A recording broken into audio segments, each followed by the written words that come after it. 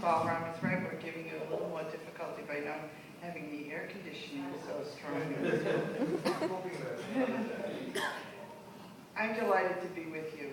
You know, it is Saturday, it is the holiday weekend, but nothing is more important than the education of youth.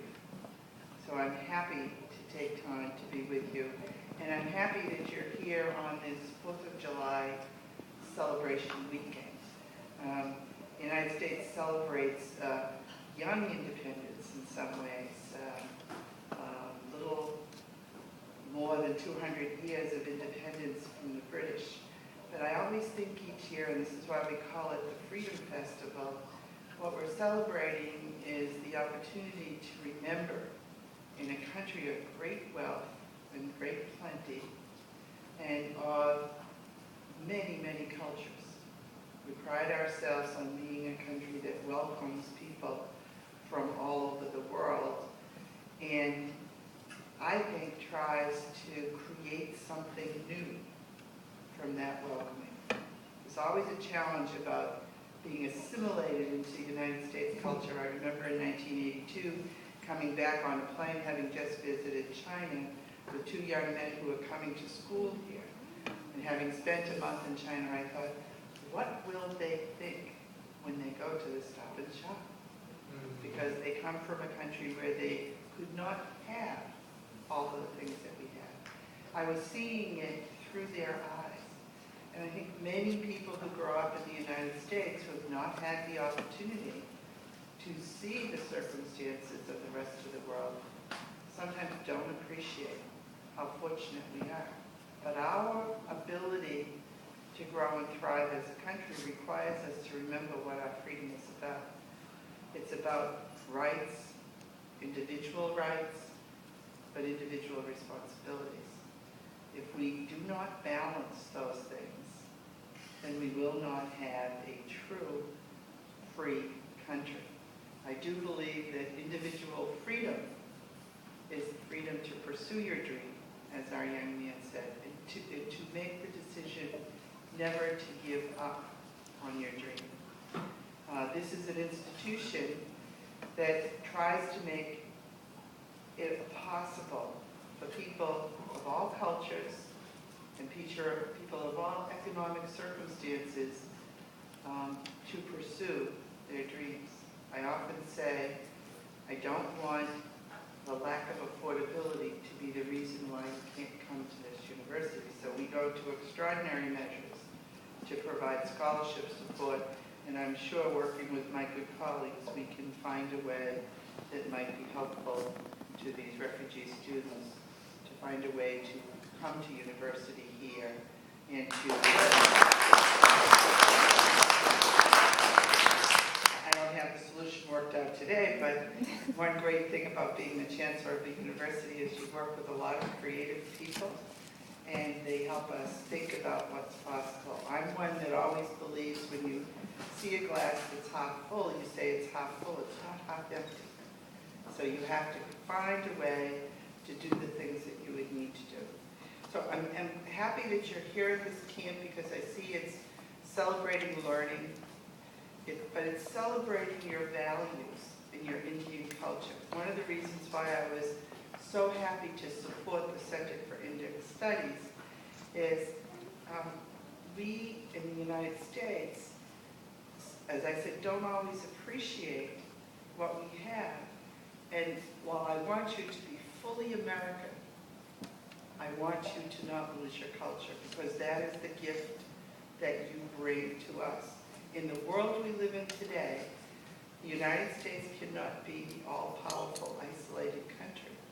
It's going to be a global economy where we need to work well with everyone. And since not everyone goes out of the United States, the fact that you're here is a blessing for us. So you need to be true to the values that your parents taught you. Even if you have had very difficult circumstances, they made it possible for you. And you bring an ancient and enduring sense of culture to the world, and the world needs that very much. we're blessed here. We have a lot of Indian students studying at the master's degree. And as I watch them get more Americanized, I always want to go to the Indian celebrations to remind them, do not lose your heritage. It's a balance for us. I should be enriched because I know, hopefully, other than McDonald's, America has something to offer you as well. You know, our sense of individual freedom has been the source of great innovation.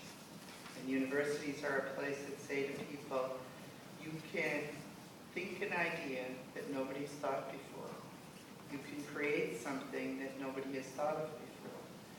And you can find a way in America, even if you are a single small person, to make that happen. It is not easy, but if you're willing to work hard. I'm the first person in my family to go to college. My dad was a mechanic and my mother was a waitress. They did not have the opportunity to go to college, but they wanted that for us because they knew that it was the pathway to a fuller life. When I was growing up in the city I grew up here in Massachusetts, I never would have in my wildest dreams envisioned that I would be the chancellor of the university. So I would also say to you, respond to opportunities that present themselves. My father said, if you work hard, you will get to where you want to go. It may not be a direct path. You may have to zigzag, but don't let opportunities pass you by. This camp is an opportunity. You're meeting people that you might not have had the opportunity to meet before, and they may give you something that you need to be successful. Every chance. I'm a person of faith, so I don't believe that it simply happens by chance. I believe that there is a plan, and that we need to be open and see that plan. So a combination of your own talents, your own dreams, and the people that will help you. And you never know who those people are going to be. Will get you where you need to be. But do not lose your anchor, which is a sense of who you are. For those of you born here, you're Indian Americans. And it is important to be both.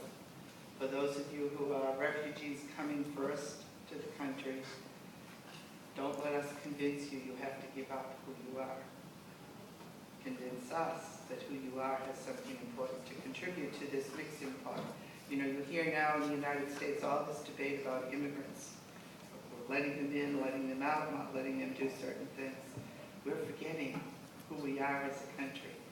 And I hope that through this debate that we're having around this issue, we'll be reminded while we celebrate for this 4th of July, that our freedom comes from welcoming people who have different ideas to create something great. So I'm really happy that you're here. I commit myself to work with my colleagues to see how we can help. I urge you to think about UMASS Dartmouth as a place where you might want to come and study, because we do believe, as I said, that you should be who you are, and you should benefit from this. It is a great university. We do have a law school, but we have a wonderful engineering school. We have great science programs. It's small enough so that you're going to be in classes that are not huge. You're going to be known by your faculty members. If you don't come to class, I always say someone's probably going to email you or call you up and say, I didn't see you today.